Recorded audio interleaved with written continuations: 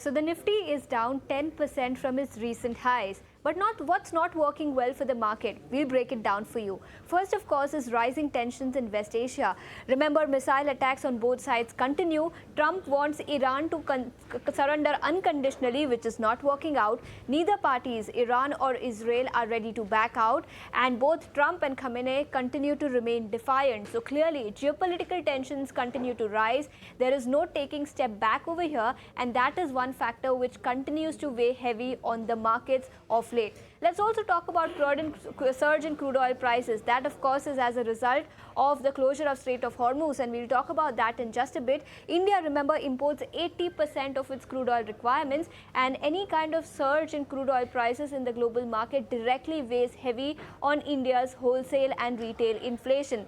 Every $10 per barrel hike is likely to have impact on inflation by as much as 40 to 50 basis points. So this is another factor which is leading to a fall in equity markets. Third, the closure of Strait of Hormuz, which we just addressed.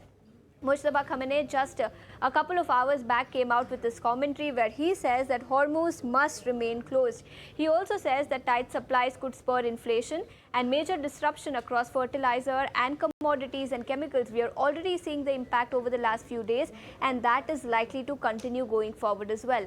Let's also talk about uncertainty around tariff. That, remember, continues to remain a big overhang for Indian equity market. US Supreme Court struck down US tariffs. US has now imposed 15% temporary tariff from all countries, including India.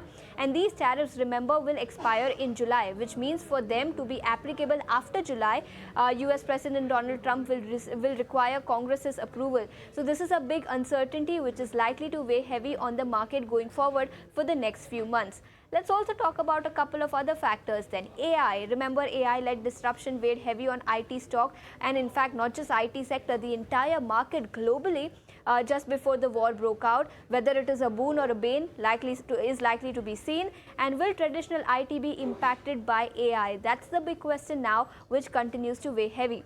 Remember, rupee seems to be depreciating, and there is no stopping for the Indian rupee against the US dollar. It is now at a record low of 92.35 against the US dollar. Let's also talk about valuations then. And India continues to remain an expensive market. Remember, currently Nifty trades at about 18 to 19 times 1 year forward price to earning, which is expensive as compared to several countries in the global market and even as compared to our historic averages, which means by no means India is a cheap market at this point in time within the emerging markets basket. Lastly, let's also talk about FPI outflow, which continues. In fact, foreign portfolio investors have sold shares worth about 21,000 crore rupees in the month of March so far after the war broke out. So these are the 8 big figures which are weighing heavy on your markets, and that is the reason Nifty is now down 10% from the time the war broke out.